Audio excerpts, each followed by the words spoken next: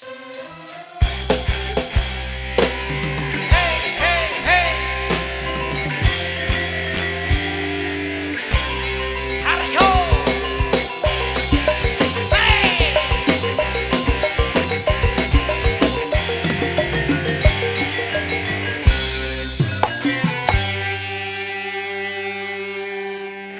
wis kandha cium marake cilaka.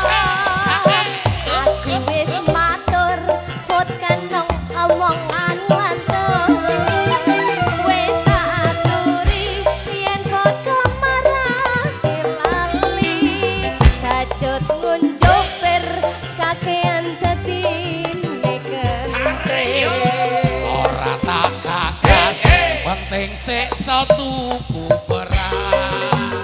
Ora tak anggap penting anak bojo wareng. Tak wareng Mas. Ojo munamuni nuturi kaya penyanyi. Lah iya lho Be. Ditokne wae yen mendem lak nglosor dhewe. One Pro.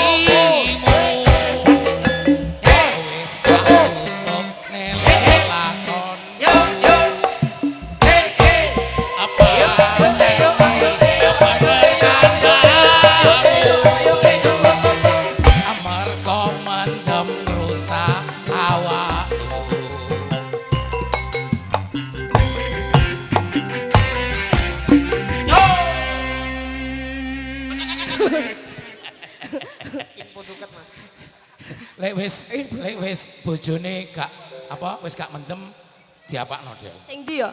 Iki.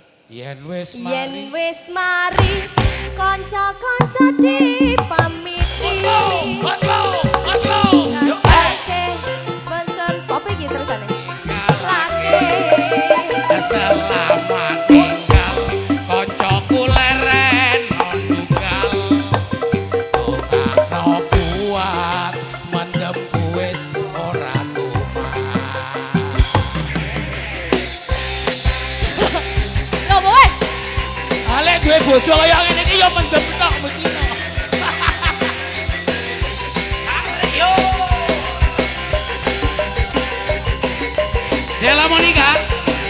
Wong paling ayu ning atiku. Sing ngomongi sing mesra. Nek ngomong karo ngene lho. Ya kukurno sik. Tangane. Di Lah kon kukurne. Sing mesra ini. Ya gak pantes kaya bapak. Drek kekasihku. Ndang to. Kaya bapake ya. Ya tenan kaya bapak. Karo ayang iso nyeluk lho. Hele yo ngene iki ya batal. Ayang. Ndang. Aku gayane mabuk kaya. Aku mabuk aku. Tangane. Pak jare mabuk Pak tolong diciduk. Pak polisi karo Pak tentara gak ngurusi wong mabuk. Oh iya. Ngurusi wong sing seru.